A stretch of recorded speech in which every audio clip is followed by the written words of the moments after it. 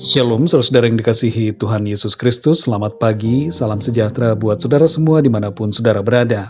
Damai dan sukacita oleh Roh Kudus melimpah senantiasa dalam hati dan kehidupan saudara semua. Sebelum kita mendengarkan renungan firman Tuhan, mari sama-sama kita berdoa.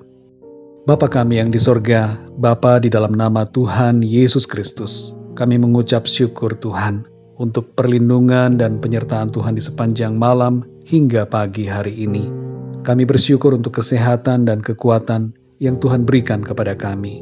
Pada saat ini ya Tuhan, kami rindu untuk mendengarkan sabda kebenaran firman-Mu. Berbicaralah ya Tuhan kepada setiap kami masing-masing, dan berikan kami pengertian untuk lebih dapat mengenal akan kehendak-Mu. Terima kasih Tuhan. Dalam nama Tuhan Yesus Kristus kami berdoa. Haleluya. Amin. Saudara yang dikasihi Tuhan, nats Alkitab kita pada saat ini terdapat di dalam Yohanes 21 ayat 15 sampai 19. Saudara dapat membacanya terlebih dahulu kemudian kembali kepada renungan ini, atau saudara dapat membacanya sesudah mendengarkan renungan ini. Saya akan membacakan Yohanes 21 ayat yang ke-16. Tertulis demikian.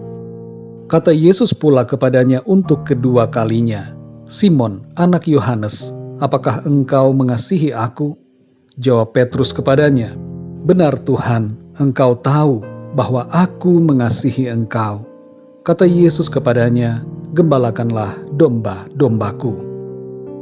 Saudara yang dikasihi Tuhan, setelah kematian Kristus disalib, Petrus dan para murid yang lain kembali ke pekerjaan mereka yang semula, yaitu mencari ikan. Mereka tidak lagi menjala manusia, tetapi menjala ikan. Padahal ketika mereka dipanggil Tuhan untuk menjadi murid, Tuhan Yesus mengatakan bahwa mereka akan menjadi penjala manusia. Fokus mereka seharusnya adalah melayani jiwa-jiwa. Petrus 3 kali menyangkali Tuhan Yesus. Ia tidak mengakui bahwa ia adalah murid Kristus ketika ditanyai oleh orang-orang yang berkumpul saat Yesus ditangkap dan sedang ditanyai di rumah imam besar. Penyangkalan Petrus sudah pasti menimbulkan perasaan bersalah di dalam dirinya, dan Petrus belum mengalami pemulihan dari rasa bersalahnya itu. Namun dalam perikop ini, kita membaca tentang pemulihan yang terjadi pada diri Petrus yang dilakukan oleh Tuhan Yesus. Cara yang dilakukan Tuhan adalah dengan menanyakannya 3 kali, apakah engkau mengasihi aku? Jumlah pertanyaan yang diajukan oleh Tuhan Yesus sama dengan jumlah penyangkalan Petrus. Tuhan kemudian memberikan suatu tugas buat Petrus untuk menggembalakan domba-domba Tuhan. Alkitab menjelaskan bagaimana kehidupan Petrus selanjutnya. Ia dipenuhi dengan Roh Kudus pada hari Pentakosta dan menjadi rasul yang mengabarkan kabar Injil dengan penuh kuasa. Saudara yang dikasihi Tuhan, sebenarnya Yudas yang menjual Yesus pun dapat mengalami pemulihan kalau ia tidak menggantung dirinya. Sebab Tuhan mengasihi dan mau mengampuni semua orang yang berdosa. Namun Yudas mengambil jalan pintas dengan melakukan tindakan yang bodoh. Suatu tindakan yang tidak sesuai dengan firman Tuhan. Saudara yang dikasihi Tuhan, kisah dalam perikop ini memberikan suatu pengharapan bagi kita, bahwa Tuhan mau memulihkan keadaan kita.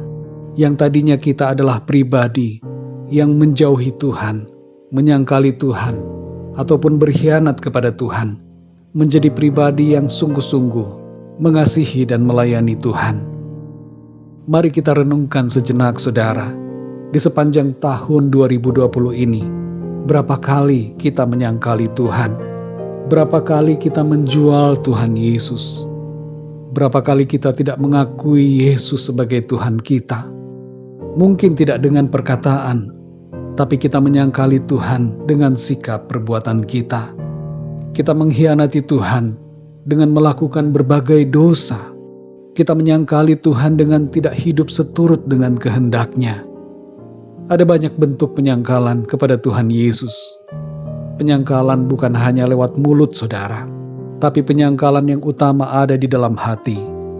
Mulut bisa saja berkata ya, tapi kalau hati kita tidak benar-benar mengasihi Tuhan Yesus dan hidup kita tidak sesuai dengan perintahnya, maka kita sedang menyangkalinya. Sebab iman tanpa perbuatan adalah mati. Saudara yang dikasihi Tuhan, menjelang akhir tahun ini, mari kita merenungkan kembali bagaimana sikap kita dalam berbagai aspek hidup kita di sepanjang tahun ini. Bagaimana sikap kita di rumah, bagaimana sikap kita di kantor, di sekolah, di lingkungan pergaulan kita dengan teman-teman, di lingkungan masyarakat, di tempat pelayanan, di media sosial, dan dimanapun kita berada. Sudahkah kita benar-benar mengakui Tuhan Yesus dalam hidup kita? Kalau selama ini ada di antara kita yang telah berkhianat atau menyangkali Tuhan Yesus, mari datang kepada Tuhan dan minta pengampunannya. Tuhan mau mengampuni saudara dan saya. Mulailah komitmen kesetiaan kepada Tuhan Yesus, mulai saat ini dan seterusnya di sepanjang tahun yang baru dan tahun-tahun berikutnya sampai akhir hidup kita di bumi ini. Hiduplah untuk melayani dan mengasihi Tuhan dengan setia.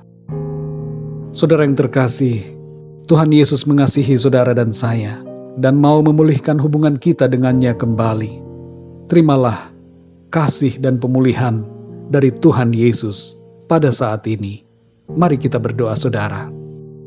Bapa kami yang di sorga, Bapa di dalam nama Tuhan Yesus Kristus, kami mengucap syukur untuk firman-Mu yang sudah kami dengar pada saat ini, yang memberikan kami sukacita dan pengharapan karena Engkau begitu mengasihi dan mau memulihkan keadaan kami. Sebagaimana Petrus yang pernah menyangkali Engkau 3 kali, Engkau pulihkan keadaannya. Begitu juga kami percaya Tuhan, Engkau dapat memulihkan keadaan kami. Kami mohon ampun ya Tuhan, kalau selama ini, di sepanjang tahun 2020 ini, kami telah menyangkali Tuhan, lewat perkataan ataupun perbuatan kami. Ampunilah kami Tuhan. Kami tidak layak di hadapan-Mu ya Tuhan. Tapi kami bersyukur karena kasih-Mu mau menerima kami kembali dan mau memulihkan kami. Terima kasih ya Tuhan. Sungguh besar kasih-Mu bagi kami. Tidak dapat kami membalasnya ya Tuhan. Berikan kami kekuatan ya Tuhan untuk hidup mengasihi-Mu dan melayani-Mu dengan sungguh-sungguh di sepanjang hidup yang Tuhan anugerahkan kepada kami. Terima kasih Tuhan. Di sepanjang hari ini Tuhan, kami mohon pimpinan-Mu dalam segala aktivitas kami dan dalam segala hal yang kami kerjakan. Biarlah Tuhan, Engkau memberikan kami hikmat dan tuntunan, supaya kami melakukan segala sesuatunya untuk kemuliaan nama-Mu Tuhan. Terima kasih Tuhan. Kami menyerahkan segala perkara dalam hidup kami ke dalam tangan kasih-Mu, sebab Engkaulah yang memelihara dan yang menolong kehidupan kami. Terima kasih Tuhan. Dalam nama Tuhan Yesus Kristus, Tuhan dan Juru Selamat kami berdoa dan mengucap syukur. Haleluya. Amin. Puji Tuhan, saudara yang dikasihi Tuhan, saya percaya firman Tuhan menjadi berkat dan kekuatan buat saudara semua. Dan Roh Kudus akan menolong saudara untuk lebih lagi memahami kebenaran firman Tuhan. Tuhan Yesus memberkati saudara semua. Sampai jumpa dalam renungan yang berikutnya. Haleluya.